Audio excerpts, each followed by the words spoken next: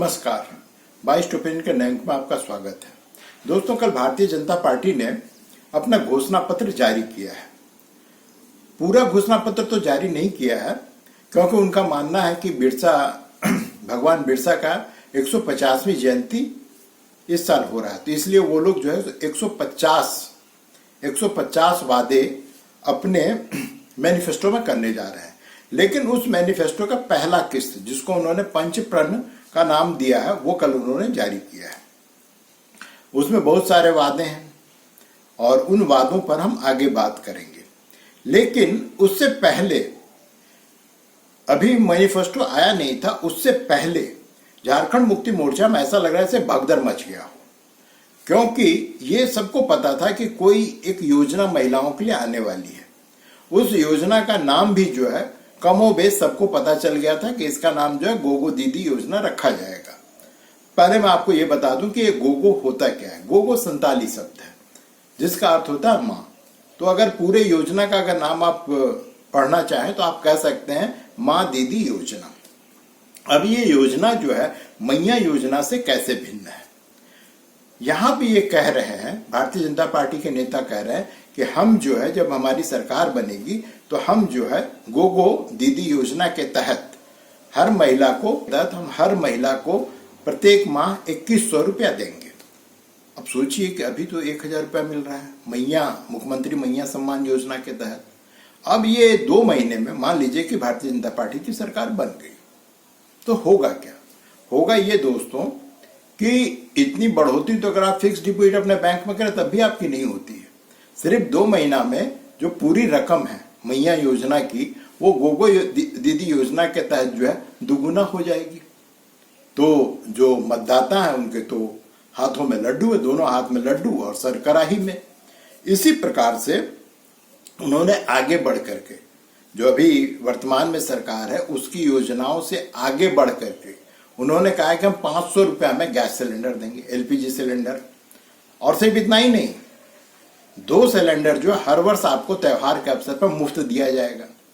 ये भी बहुत बड़ी योजना है। इसके साथ ही उन्होंने वादा किया है कि जो भी युवा ग्रेजुएट हो चुके हैं या पोस्ट ग्रेजुएट की पढ़ाई पूरी कर ली है और वो प्रतियोगिता परीक्षा की तैयारी कर रहे हैं तो उनको 2 वर्ष तक प्रति माह 2000 रुपये प्रतियोगिता परीक्षा की तैयारी करने के लिए दिया जाएगा। इसका नाम दिया गया युवा साथी योजना। Very good. उन्होंने कहा कोई भी झारखंड में अब कोई जो है कच्चा मकान नहीं होगा, सबके पास में पक्का मकान होगा।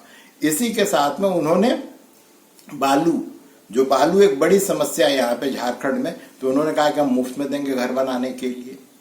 जहां तक रोजगार की बात है तो उन्होंने कहा कि 2,87,000 जो पद रिक्त पड़े हुए हैं उसको जो हम तत्काल उसका जो है सो पब्लिकेशन करना चालू करेंगे और लोगों की नियुक्ति करेंगे।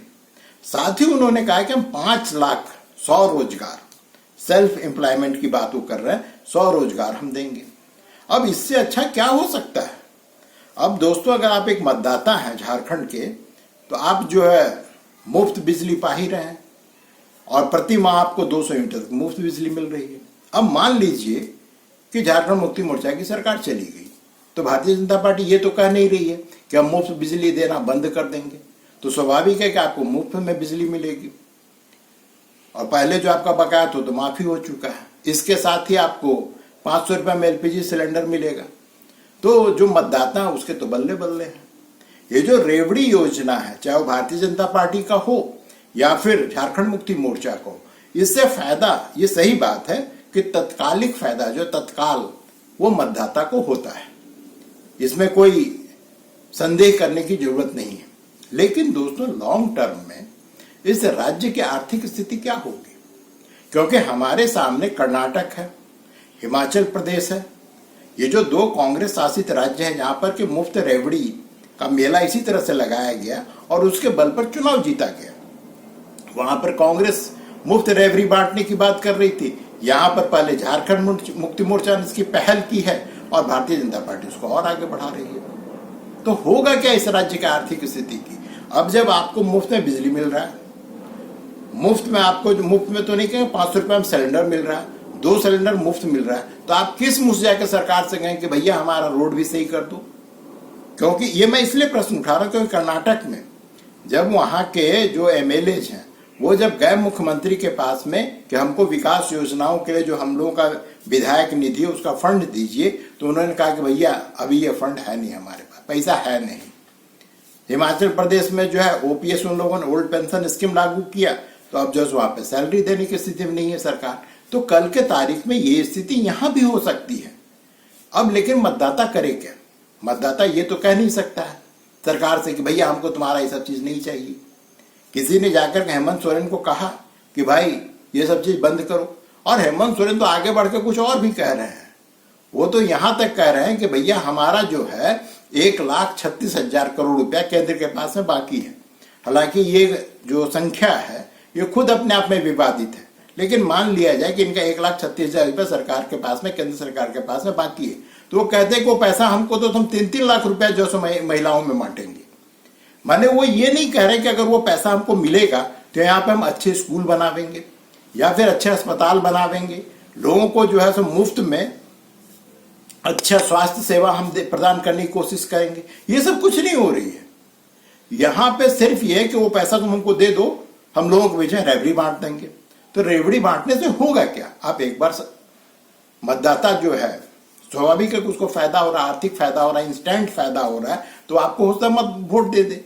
जैसे भारतीय जनता पार्टी कर रही हो सकता है उसको मतदाता वोट दे दे। लेकिन आप कभी ये सोचने की कोशिश भी कर रहे हैं? यहाँ की जो दो मुख्य पार्टियां हैं, झारखंड मुक्ति मोर्चा और भारतीय जनता पार्टी, उसको क्या राज्य के आर्थिक जो उसका स्वास्थ्य है उसकी खबर है? उसके बारे में क्या वो चिंतित है? उत्तर है दोस्तों नहीं।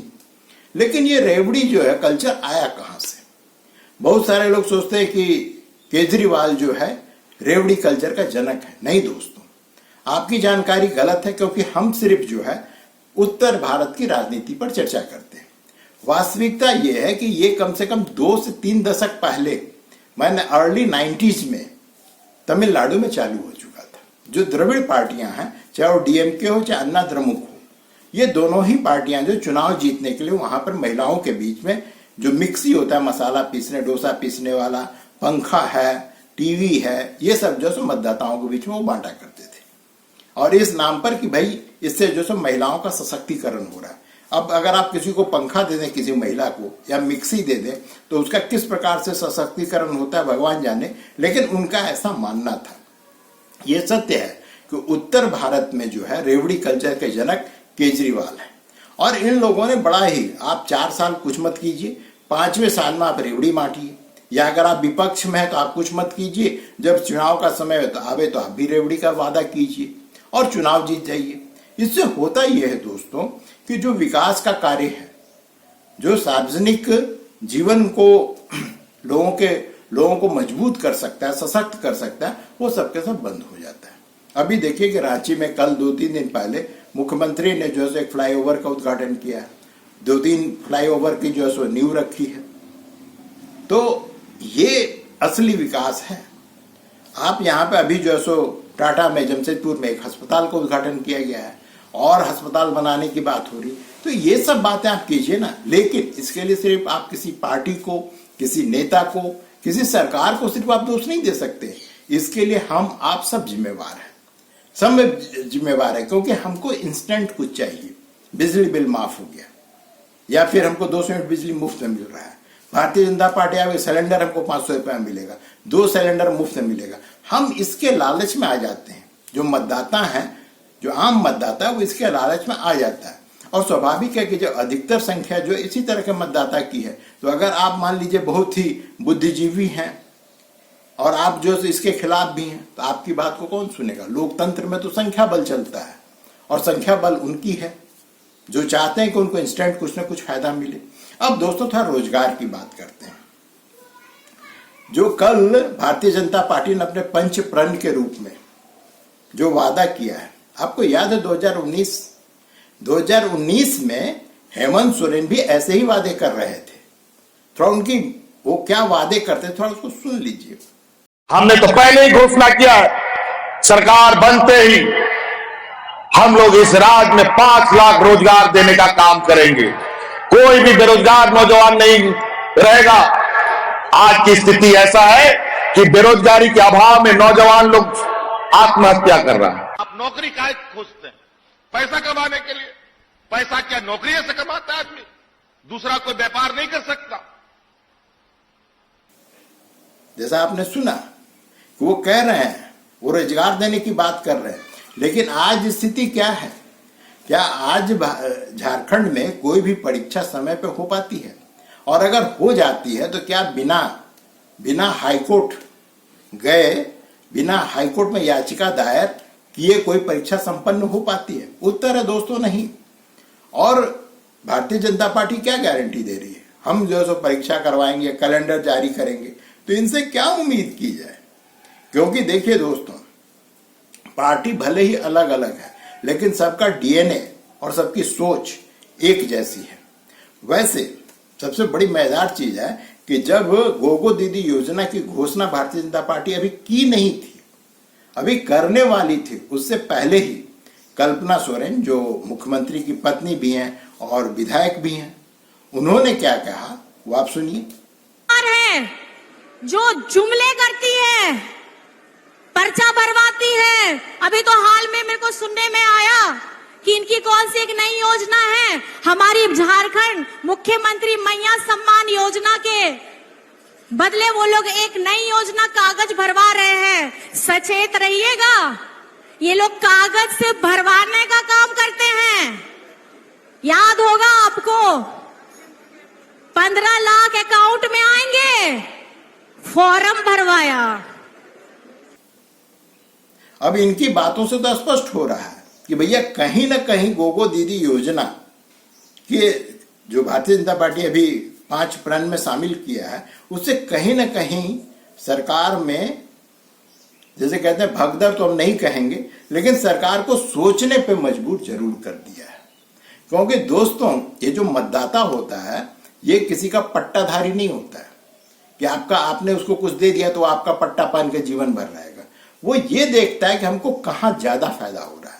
तो स्वाभाविक है कि अगर अभी आपको 1,000 रुपया मिल रहा है, हालांकि झारखंड मुक्ति मोर्चा ने यह भी कहा है कि भैया हम प्रत्येक साल जो है इसमें 250 रुपया बढ़ाते जाएंगे, लेकिन 250 रुपया आपको बढ़ाने के लिए 1 साल का इंतजार करना पड़ेगा। यहाँ तो 2 महीना बाद जो है सो गोगो दीदी योजना के तो आपका जो राशि अभी 1,000 है वो जो है 2100 हो जाएगी। तो कौन इसको छोड़ना चाहता है? तो स्वाभाविक है कि जो अभी सरकार में है, हेमंत सरकार जो है, उसको सोचने के लिए इन योजनाओं ने मजबूर तो कर ही दिया है। उसके साथ ही जिस प्रकार से युवाओं का आक्रोश जो है प्रतिदिन सड़क पर देखने को मिल रहा है। प्रतिदिन आप देखिए कि सड़क पर मसाल जुलूस हो रहा है, तो कभी झारखंड बंद करने की बात हो रही है। और ये सिर्फ रांची तक सीमित नहीं है आक्रोश, ये प्रत्येक जिला मुख्यालय पे हो रहा है।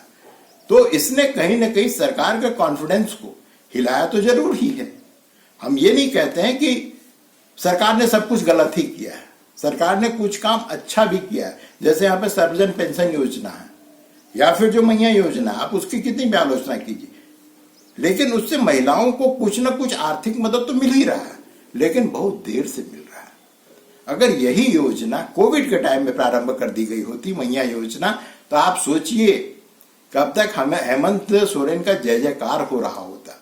अब हेमंत सोरेन इसके काट के रूप में एक और चिल्ला रहे, वो कह रहे हैं कि ये जो है भारतीय जनता पार्टी, इसकी गिद्ध दृष्टि हमारे संसाधनों पर है, अर्थात कि जो यहाँ पे मिनरल्स है झारखंड में, उसको जो है ये अडानी को आजकल अडानी एक मुहावरा बन चुका है। अब अडानी नाम नहीं है, अब अडानी मुहावरा है कि अगर आपको किसी पे भी कोई भी लांछन लगा तो बोलो अडानी को देने वाला है, अडानी को देने वाला है। अब यहाँ पे दोस्तों, अभी 2 दिन पहले झारखंड हाई कोर्ट ने जो यहाँ पे कोयला चोरी की जाती है अपराध ये अधिकारियों और नेताओं के संरक्षण में, उस पर सीबीआई जांच का आदेश दिया है। और मुख्यमंत्री कह रहे हैं कि गिद्ध दृष्टि जो है भारतीय जनता पार्टी यहाँ पे संसाधनों पर है। मैंने अजीब सा तर्क कहिए, कुतर्क कहिए, इसको आप क्या कहेंगे, लेकिन हेमंत सोरेन कह रहे हैं। अगर वो कह रहे हैं तो आप मानिए, क्योंकि सबके पास ये समाचार तो पहुंचा नहीं कि यहाँ पे कोयला चोरी में सीबीआई की जांच चल रही है। अभी जब मैं ये रिकॉर्ड कर रहा हूं, उसी समय खबर आ रही है झरिया से कि वहां पे केबल चोर जो है एक माइंस में घुस गया, कोल माइंस में, और बाहर में सीआईएसएफ और पुलिस जो उसका इंतजार कर रही है। वो कब बाहर आवेगा तो उसको पकड़ेंगे। और मैं दावे से कह रहा हूं उसमें कोई नहीं पकड़ा जाएगा, क्योंकि इससे पहले भी आपको याद होगा इसी तरह की घटना हुई थी। वहां पे 2 दिन तक पुलिस खड़ी रही, पता नहीं चोर कहां से निकल गया, माइंस में उसने कौन सी सुरंग बना ली और वहां से वो लोग निकल गए। तो जब स्थिति ये है कि केबल चोरी हो रही है, कोयला की चोरी हो रही है, कोयला की चोरी में ये आपको ज्यादा रिसर्च करने की जरूरत नहीं है। रामगढ़, हजारीबाग का जो खास करके चरही, 45 तापिन, ये जो इलाका है उसका, धनबाद, इन सब जगहों से कोयला की चोरी होती है और ये सबको पता है। अधिकारी ऊपर से लेकर नीचे तक सबको पता है, लेकिन आज तक तो इस पर रोक लगी नहीं। आज तक इस पर रोक नहीं लगी। सीबीआई क्या इंक्वायरी करेगी? सीबीआई तो यहां पर जो है 2005-6 में जो परीक्षा हुई थी उसकी भी इंक्वायरी कर रही है। आज तक उसकी इंक्वायरी ही पूरी नहीं हुई। यहाँ पे झारखंड में आकर के कोई भी हो, वो सबके सब झारखंड के रंग में रंगे जाता है, वो कोई भी संस्था हो। अब सीबीआई को ही लीजिए, वो अन्य जगहों पे तो बड़ी त्वरित गति से सब कुछ कर लेती है, जांच भी कर लेती है, रिपोर्ट भी दे देती है, कई जगहों पे लोगों को दोषी करा करके सजा भी दिलवा देती है। लेकिन झारखंड में आकर के सोचिए 2005-6 में जो परीक्षा में कदाचार हुआ था, अब उसमें से बहुत सारे लोग होंगे जो रिटायर होने की स्थिति में है, लेकिन उसकी जांच ही पूरी नहीं हो पा रही।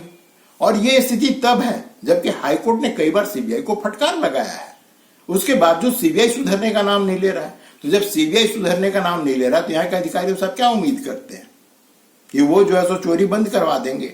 अधिक से अधिक ये हो सकता है जब तक हो हल्ला हो रहा है, समाचार पत्रों में चोरी का मामला बना हुआ है, तब तक जो है चोरी रुकी रहेगी।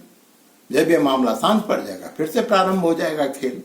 झारखंड जो है वो हमेशा अमीर रहा है दोस्तों, झारखंडी गरीब है।